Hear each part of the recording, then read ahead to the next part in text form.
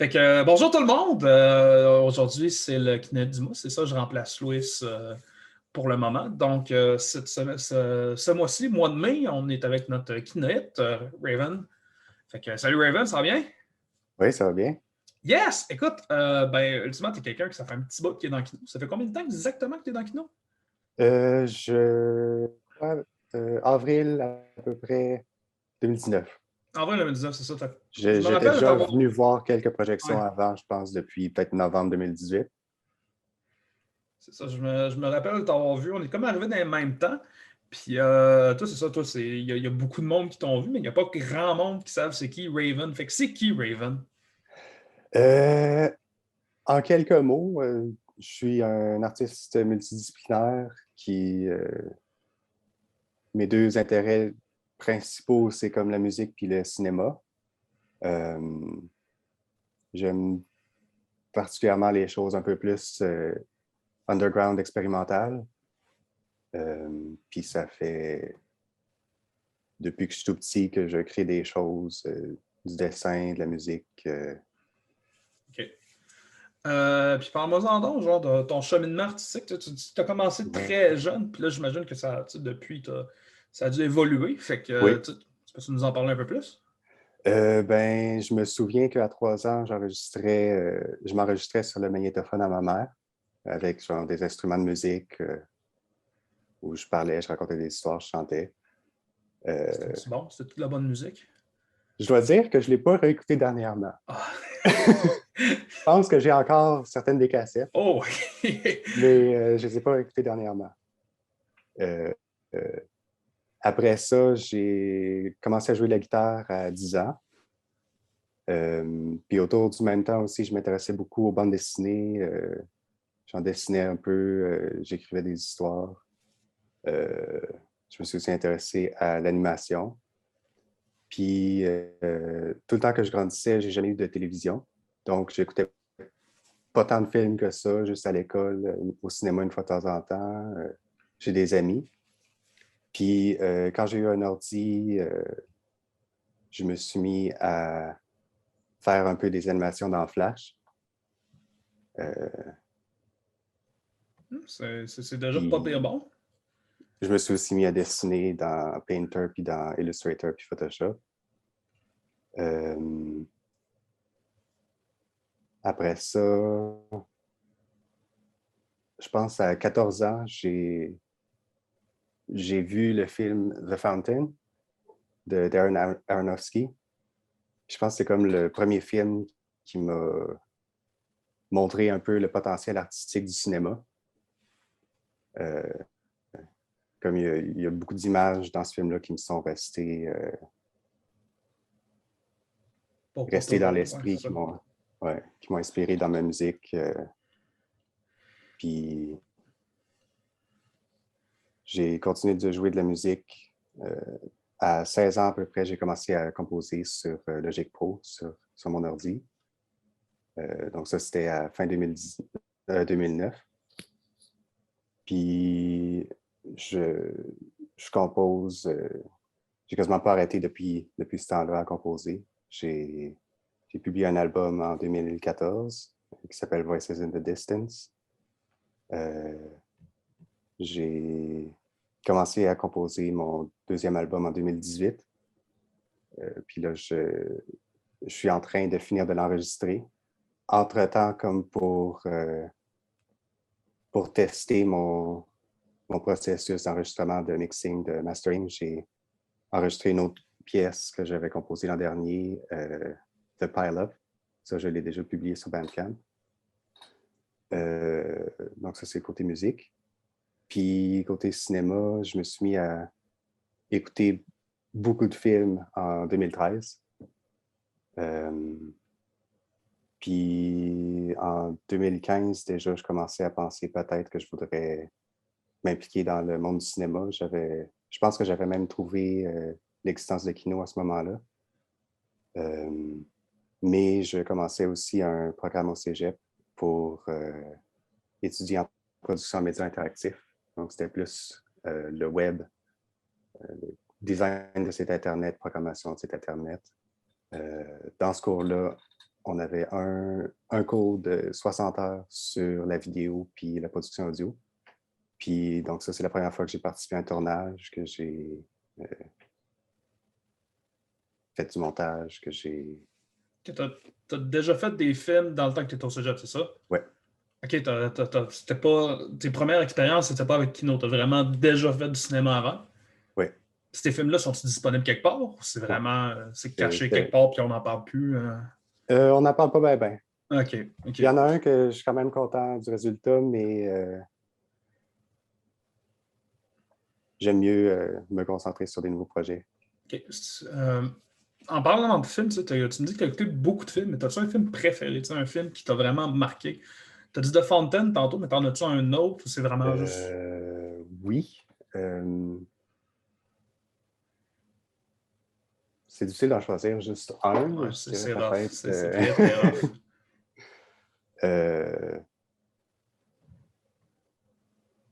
peut-être Mulholland Drive de David Lynch ou Under the Skin de Jonathan Glazer. Ça, c'est un film assez minimaliste puis un peu abstrait dans la façon que ça raconte l'histoire. Puis ce film-là, la trame sonore m'a vraiment captivé quand j'écoutais le film. Puis justement, t'es quelqu'un qui tripe énormément en musique. T'as-tu une bande sonore préférée? C'est vraiment Mulholland Drive ou t'en as vraiment une autre qui t'a fait wow, c'est la meilleure trame sonore que j'ai vue à la vie? Je pense la trame sonore de Annihilation par Alex Garland. Alex Garland, c'est le réalisateur. La trame sonore, c'est par Jeff Barrow puis Ben Salisbury. J'aime vraiment la façon que ça commence plus subtil avec la guitare acoustique, plus des sonorités ambiantes. Puis après ça, à la fin du film, dans la scène pas mal la plus intense, la musique devient beaucoup plus forte, puis électronique, un peu glitch. Je trouve que c'est vraiment une bonne façon d'utiliser un contraste musical. Puis ça, ultimement, pour avoir écouté de ta musique, tu l'utilises des fois. C'est justement une trame qui commence très calme puis qui va tranquillement, mais sûrement progresser.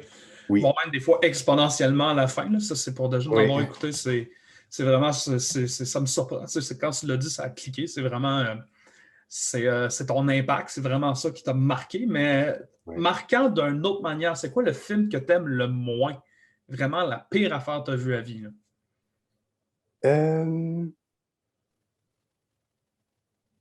Je me souviens d'avoir vraiment pas aimé Now You See Me. C'est le film de magicien, hein, c'est ça, là, avec... Ouais, ça, c'était spécial. C'était surtout la fin, je trouve, qui m'a comme fait me dire à quoi ça a servi d'écouter le film. Je veux pas trop dire c'est quoi la fin pour les gens qui vont c'est pas un film que ça fait probablement 10 ans qu'il est sorti. Ouais. Mais non, c'est ça. Il y a des bons films, justement, que quand tu l'écoutes, tu es comme, ben, ça servait à quoi de l'écouter? Ça, mettons, si on regarde le Big Lebowski, c'est justement ça. Il se passe absolument rien dans le film. Mais c'est sûr, certain que The Big Lebowski, c'est bon. Puis Now You See Me, c'est... Parlons-en pas trop. Pour changer de sujet un peu, on a parlé de ta musique. Tu as parlé aussi que tu faisais de la bande dessinée. Es-tu capable de nous en parler un peu? Ou, ben, j'en ai pas fait tant depuis que j'ai commencé la musique, je dirais, à composer de la musique. Mais dans le temps, je faisais une bande dessinée de style un peu bande dessinée de journaux. Donc, une blague en une rangée, c'est un strip qu'il appelle. Ouais. Puis j'avais commencé une histoire genre de maison hantée que j'ai jamais vraiment terminée parce que honnêtement, je pense que c'était beaucoup trop complexe comme histoire, puis je n'arrêtais pas de la retravailler. Qu'est-ce que tu nous en parler un peu, justement, de cette histoire-là de bande dessinée de maison hantée? Ben, finalement, c'était pas un fantôme, c'était un extraterrestre. Ah oui, ça, c'est les meilleurs affaires de maison hantée. Ah mon Seigneur, ça, je pense que tu peux pas plus détruire un plot twist que ça. C'est Silent Hill 2, la fin du chien. Tu comprends la référence. Oh mon Dieu Seigneur, oh mon Dieu Seigneur. OK, ça, t'en as-tu bien long d'écrit ou c'est vraiment, t'as fait, non, c'est n'importe quoi, je touche plus à ça. Je pense que je me suis rendu peut-être jusqu'à la moitié de l'écrire. C'est J'avais pas pire. dessiné Tu l'as pas peut-être dessiné. 4-5. Oh, J'en avais dessiné peut-être 4-5 planches. c'est quand même pas pire avancé. Ouais. Mais ça, tu ne touches plus. Là. Ça, c'est quelque Non. part brûlé, Ouais. probablement. Mais ce que je retiens Mais de ça, c'est les lectures que j'avais faites sur comment construire une histoire. c'est sûr, certain que chaque exercice que tu fais n'est pas perdu. Chaque exercice, que ce soit quelque chose que tu entreprends, que tu écris, que tu ne tournes jamais, c'est de l'exercice. Ouais. Tu ne le perds pas, puis tu te plantes, tu es comme, bon, ben, OK, finalement, un fantôme extraterrestre, c'était peut-être pas la meilleure idée au monde, mais ben, j'ai appris comment faire telle affaire, telle affaire, telle affaire. Puis là, c'est Ouais. parfait, c'est ça qu'on veut, c'est de la progression. Ouais. Aussi, tu parlais que tu faisais beaucoup de peinture sur des logiciels en ligne, de la peinture numérique. Ouais. Ouais, Ça, tu c'est nous pas de la en... peinture à numéro, là, c'est de la Non, non, peinture non, je sais. sur J'ai eu ordinateur. l'air j'ai l'air stupide quand j'en ai parlé la dernière fois, je le sais. Ouais, ça, j'ai aussi commencé à faire ça quand je travaillais sur ma bande dessinée. Puis, à tout bout de champ, genre, toutes les années, toutes les 2 ans, j'ai le goût de faire de la peinture. Fait que là, je fais, peut-être pendant un mois, je fais une dizaine de nouvelles peintures. Puis après ça, je mets ça de côté jusqu'à une couple d'années plus tard. Puis ça, y a-tu une place pour voir ces peintures-là? Sont-ils disponibles en ligne? Mettons, as-tu un DeviantArt? As-tu un... J'en ai un. Oh, OK. Il y a, je suis retourné le voir. Il y a des peintures faites en début des années 2010, puis aussi des photos que j'avais prises dans ce même bout de temps-là. Puis, Vas-y. je n'ai pas vraiment mis mes nouvelles peintures là-dessus, mais je pourrais le faire. C'est quand même des choses intéressantes, je trouve. Ben, si tu veux, moi, c'est sûr, certain que si tu es à l'aise, on va le mettre dans la description de la vidéo. Fait comme ça, le monde va pouvoir Oui. aller visiter, voir ta galerie. Oui. Si tu veux la mettre à jour, profite-en aussi. Fait que c'est ça. Sinon, écoute, on va rentrer dans le gros du sujet. On a parlé de la peinture, on a parlé de bande dessinée, mais toi, principalement, ce que tu fais, c'est de la musique. Oui. T'as tes 3 guitares derrière de toi, si tu veux nous les présenter. Ça a l'air Oui. d'être toutes des guitares. Je vois pas de basse, mais Il y a une basse. il y a une basse. Ouais. Donc, ça, c'est ma première guitare électrique que j'ai depuis 2006.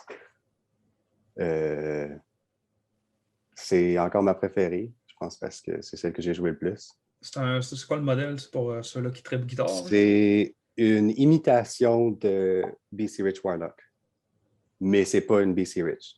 OK. C'est genre une marque qui existe quasiment pas sur Internet. Mais je crois qu'elle a été fabriquée soit en Corée, soit au Vietnam.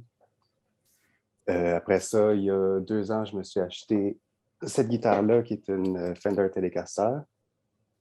Les classiques, là. Ouais, j'ai fait beaucoup de recherches sur YouTube de différentes sortes de guitares. Puis j'aimais vraiment le son des Telecasters. Puis aussi, je me suis rendu compte que 2 de mes musiciens préférés utilisent des Telecasters. C'est lesquels? C'est Toby Driver du groupe KO Dot. Puis, pas tout le temps, mais Devin Townsend avait utilisé une Telecaster sur son album Key, K-I. Puis sur cet album-là, j'aime particulièrement son jeu de guitare, la sonorité de sa guitare. C'est vraiment la Telecaster, c'est comme ton dada. C'est vraiment, tu as été content de mettre la main là-dessus. Ouais. Ultimate Fender, c'est une marque de guitare incroyable. Moi, c'est la Strato, mais la Strato est plus rare. Ouais. Puis ça, c'est ma plus récente acquisition. C'est une basse. 6 cordes, ok, ouais. 5 cordes. C'est une Jackson, je me souviens plus du modèle. Spectra, je pense. Puis Je l'adore. Puis, question de même, avant, quand tu faisais de la musique, avant d'acheter ta basse, ton son de basse qui était digital, t'en avais Oui. pas. Ah, c'est là. Je programmais dans Logic. Puis à cette heure, dans ton nouvel album, tous tes tracks de basse sont enregistrés avec une vraie basse. Oui. Non, ça, c'est cool. Ouais. En parlant de ton nouvel album, justement, as-tu une sneak peek? As-tu de quoi que tu veux montrer à Kino? Tu veux-tu parler de ton nouvel album? Oui. Ben, vas-y. J'ai préparé une sélection de 30 secondes d'une des chansons qui va être sur mon album. J'ai cherché quelque chose qui représente un peu plusieurs des aspects de ma musique parce que ben, j'ai beaucoup d'influence.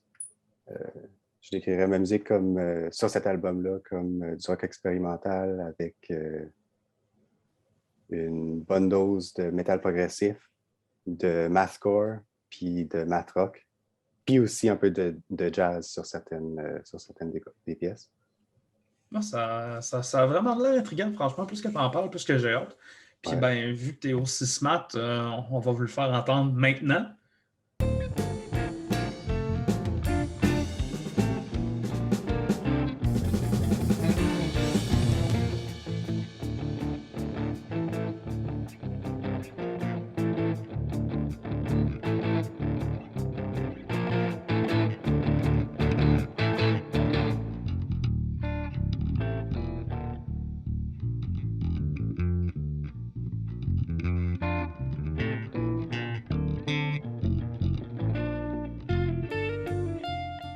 Ben, c'était le sneak peek, vraiment très intéressant. Comme vous avez vu, il y a eu une progression tout le long. Vraiment, moi, j'ai franchement adoré. Tu peux-tu nous en parler un peu plus? T'avais-tu des inspirations justement autour de cette pièce-là? Oui. Ça, c'est une des premières pièces que j'ai composées sur papier, ou du moins l'idée initiale. Ça, c'était en 2012. Donc, une fois que j'ai composé comme c'était peut-être un sketch de 30 secondes, euh, je l'ai inscrit note par note dans mon logiciel Logic Pro. Puis là, ça m'a inspiré d'ajouter des choses, de changer des choses. Puis une fois de temps en temps, au fur et à mesure, j'ai ajouté des parties, enlevé des parties. Puis au final, cette pièce-là dure maintenant 3 minutes. 3 minutes, déjà, c'est bon. T'as-tu Euh, une date de sortie? Tu vises de quoi pour la sortie de l'album? Idéalement cet été, si, euh, si la fin de l'enregistrement puis le mixage vont bien sans aucun souci. Il me reste peut-être le 6e enregistré. L'album en tout a 11 compositions. La plus courte dure 13 secondes.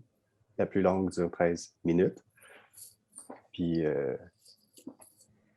c'est pas exactement une progression de la plus courte à la plus longue, mais les plus courtes sont en général plus vers le début. Ça commence avec 2 minutes et demie, 13 secondes, 22 secondes, 3 minutes, 30 secondes, 40 secondes, 25 secondes, 2 minutes et demie, 2 minutes, 6 minutes, puis 13 minutes. Puis ça, cet album-là, ça doit être un album plus concept, parce que chaque tune est comme suivi, c'est vraiment chaque pièce est individuelle dans sa propre bulle. T'as-tu un concept général pour l'album? C'est vraiment, j'ai fait cette Le, tune-là. le concept est instrumental, c'est-à-dire que j'utilise ces trois instruments-là sur toutes les pièces.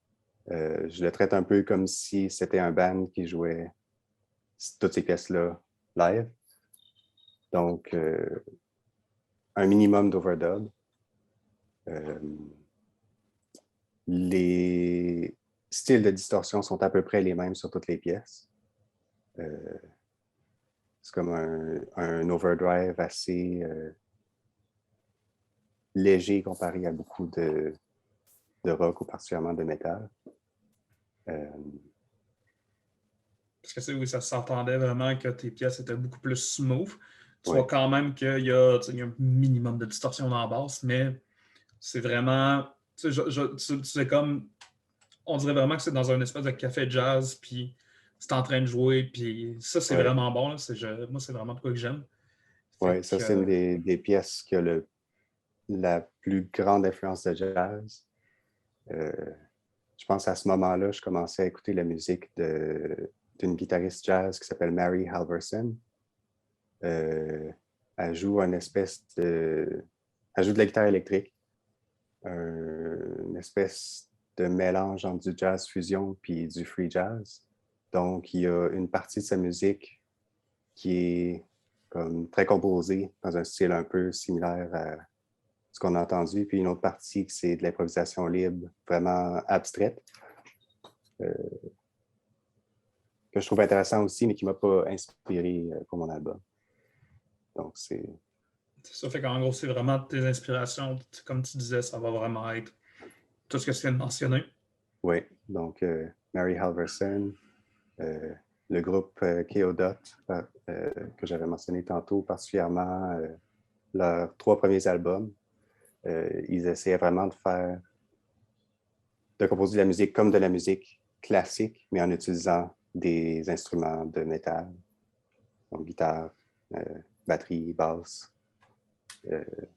et des cris par moment de chanter. J'ai fait un saut quand je l'ai écouté, justement. J'étais en train de jouer à un jeu Ouais, d'horreur, puis ça a commencé à crier dans mes oreilles, puis ça m'a fait la chienne. J'étais comme, ah, c'est bon, puis là, bon, ça fait. Non, non, ouais, non, non, non. Mais non, pour en revenir à tout, tu sais, t'es dans le Kino, t'as fait des films, tu sais, on a collaboré beaucoup, justement, pour 335 ans de mensonges. Aussi, ouais. après ça, on a fait Pas si vite, mais as-tu des plans futurs pour Kino? T'as-tu des idées de films qui s'en viennent? Tu veux-tu collaborer avec du monde? T'as-tu de quoi qui s'en vient down the line en Euh, cinéma?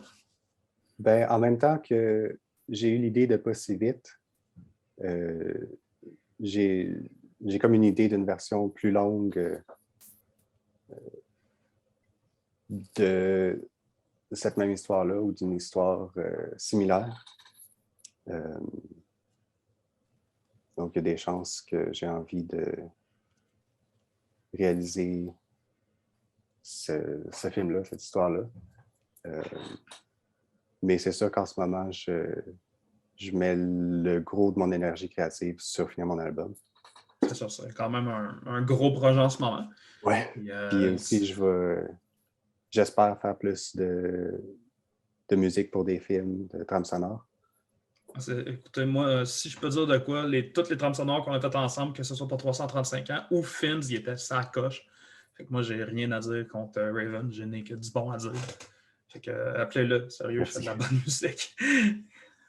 Ultimement, Puis, t'es qu'une dis-moi, faut bien te plugger, là. Fait ouais. que, c'est Ouais, ça. j'aime toujours ça, faire de la musique pour des films, parce que il faut. Le but de la musique dans un film, c'est plus de, de supporter l'histoire, de supporter Les émotions de le la visuel, les scène, c'est ça. Ouais. émotions, de laisser de la place pour du dialogue ou pour du bruitage. Mettre le ton, vraiment, le Ouais, monde, le monde, des fois, ça ne le dit pas, mais le score, c'est vraiment. Si tu as un bon score dans ton film, ça va vraiment paraître et bien utilisé. ouais. Mais non, c'est ça. Puis en Puis plus, ça peut avoir un effet très différent si ça dit la même chose que ce qu'on voit ou si ça dit quelque chose qui crée un contraste. comme mettons un exemple, c'est Singing in the Rain dans Orange Mécanique, là, qui est contraste complet, Oui, de la dissonance. oui. Puis, as-tu d'autres exemples que toi t'aimes vraiment d'un moment dans un film, ce que tu as fait voir, le score est parfait pour ça? As-tu un exemple? Euh, je pense dans La guerre des étoiles, The Last Jedi. En fait, le moment où il y a un vaisseau qui se fait attaquer, je pense, puis tout le son arrête complètement. Oh oui, Puis oui, là, ça. le, le silence à ce moment-là a un impact plus grand que n'importe quel son aurait eu, à mon avis.